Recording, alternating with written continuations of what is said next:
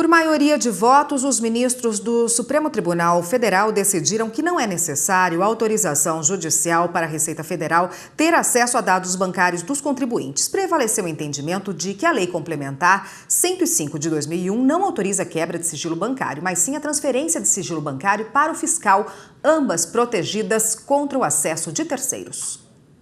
O julgamento foi retomado com o voto do ministro Luiz Fux, que seguiu a maioria. Gostaria de destacar que já há uma série de salvaguardas com relação à administração tributária federal, de sorte que também entendo que é de bom alvitre adotar-se aquilo que consta do voto do ministro Luiz Roberto Barroso como salvaguarda em relação aos demais entes da federação. Ao votar, o ministro Gilmar Mendes destacou que existe uma tendência internacional à transação de dados fiscais entre órgãos públicos e privados e julgou constitucional o acesso da Receita Federal, argumentando que a lei já dispõe de regras claras em caso de quebra de sigilo. O fato é que a legislação em debate não autoriza a divulgação das operações bancárias dos contribuintes. A rigor, o sigilo permanece. Os dados são compartilhados com a administração tributária. Não são expostos. Só não se admite segredo em relação às operações bancárias contra o fisco. O dever de sigilo está expressamente previsto na nova redação conferida pela Lei Complementar 104, 2001, ao artigo 198 do Código Tributário Nacional. Consta também do artigo 6º, parágrafo único da Lei Complementar 105 de 2001, e sua violação é punida com a pena de reclusão de 1 a 4 anos e multa na forma do artigo 10 da lei já referido. Ao votar, o ministro Celso de Mello divergiu, acompanhou o ministro Marco Aurélio pela inconstitucionalidade da norma. O Estado, em tema de tributação, está sujeito à observância de um complexo de direitos e prerrogativas que assistem constitucionalmente aos contribuintes e aos cidadãos em geral. Na realidade, os poderes do Estado encontram nos direitos, liberdades e garantias individuais, limites intransponíveis, cujo desrespeito pode caracterizar a ocorrência de uma situação de ilícito constitucional. O presidente da Suprema Corte, ministro Ricardo Lewandowski, votou a favor do acesso ao fisco e também destacou as regras já válidas em defesa ao contribuinte. Não é possível permitir que o fisco fique, enfim, manipulando os dados sigilosos durante muito tempo e só depois é que vá notificar o contribuinte. Então, a mim me parece que essa imediatidade de notificação do contribuinte, assim que é aberto o necessário processo administrativo, é essencial para a sua defesa.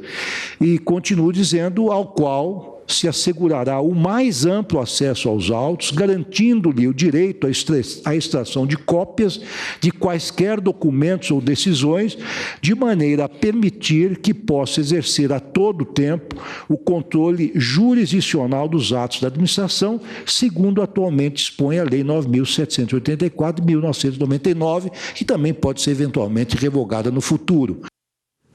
E a consultora jurídica da TV Justiça, Karina Zucolotto, está aqui no estúdio e vai conversar com a gente a respeito dessa votação de ontem no plenário, né? Boa tarde, Karina. Boa tarde, Érica. Bom, essa decisão do Supremo significa que os ministros autorizaram a quebra de sigilo? Essa é uma pergunta muito comum e, na verdade, não foi exatamente isso que ficou decidido. Dois ministros que nós vimos que votaram contra a decisão majoritária que se fez ontem no plenário, o ministro Marco Aurélio e o ministro Celso de Mello, entenderam que a Constituição prevê a inviolabilidade desse sigilo bancário, então a impossibilidade de quebra do sigilo bancário, exceto se houver uma decisão judicial autorizando para casos excepcionalíssimos. E eles acabaram ficando vencidos. Isso não significa que a decisão do plenário do Supremo autoriza a quebra do sigilo bancário. O que os ministros decidiram e acabaram entendendo da forma como, inclusive, a Advocacia Geral da União sustentou da tribuna nesse julgamento que começou na semana passada, na quarta-feira pela manhã, numa sessão extraordinária, teve continuidade de julgamento na quinta-feira passada e finalizou ontem, foi no sentido de que não há efetivamente uma quebra de sigilo bancário, mas uma transposição ou vamos dizer assim, um transporte de informações que passa das instituições bancárias para o fisco sem que isso seja pulverizado, sem que a intimidade e a privacidade dos contribuintes seja de uma certa forma maculada. E para os ministros, essa maioria que se formou, de 9 ministros, isso não seria uma representatividade do direito fundamental que as pessoas têm dessa inviolabilidade do sigilo bancário. Então, isso é uma tônica em vários países no mundo que acontecem, e aqui no Brasil, até o ministro Gilmar Mendes, que votou na sessão de ontem, ele disse esse transporte, essa transposição de informações, ela tem todo um mecanismo para que seja feita, e aí vem a Lei Complementar 105 para regulamentar de que forma essas informações serão repassadas, e é importante para o fisco que ele tenha acesso a esse tipo de informação, justamente porque a sua função principal é fiscalizar e cobrar tributos. Com essas informações de movimentações bancárias dos contribuintes, pode o fisco, então, a Receita Federal, conflitar aquilo que você, Érica, declara no seu imposto de renda, se é compatível com a sua movimentação financeira. E a partir daí, instaura-se um procedimento administrativo para ver efetivamente se houve uma sonegação fiscal, se há uma necessidade de fazer uma retificação e aí, consequentemente, pagar o tributo devido. Então, o que foi dito durante esse julgamento, nesses votos que foram vencedores dessa discussão, é de que não é preciso ordem judicial, e aí muda-se a jurisprudência do Supremo, né? Para que a autoridade fazendária possa buscar essas informações junto a instituições bancárias, não é? Bancos, por exemplo, saber dessa movimentação bancária e, a partir desses dados, conflitar com os dados que foram informados ao fisco e, a partir daí, promover esse procedimento administrativo. O ministro Dias Toffoli, relator das 4 ações diretas de inconstitucionalidade, ao final do seu voto, ele faz algumas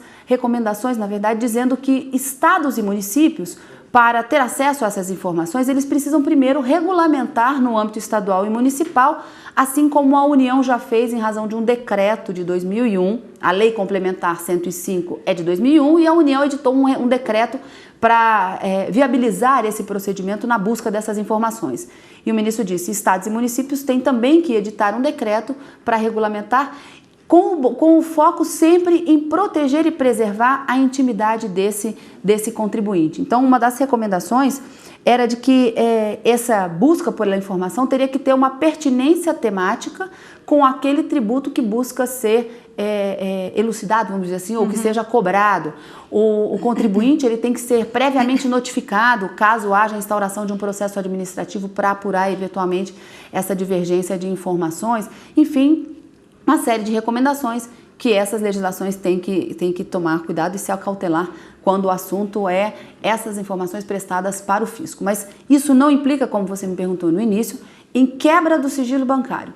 Apenas essa ponte, né, vamos dizer assim, nos bastidores de uma informação que está com as instituições bancárias e vai ser repassada para a Receita Federal, para a autoridade fazendária, sem que isso implique em quebra de sigilo. Tá ótimo, Karina. Obrigada por enquanto, mas a gente volta no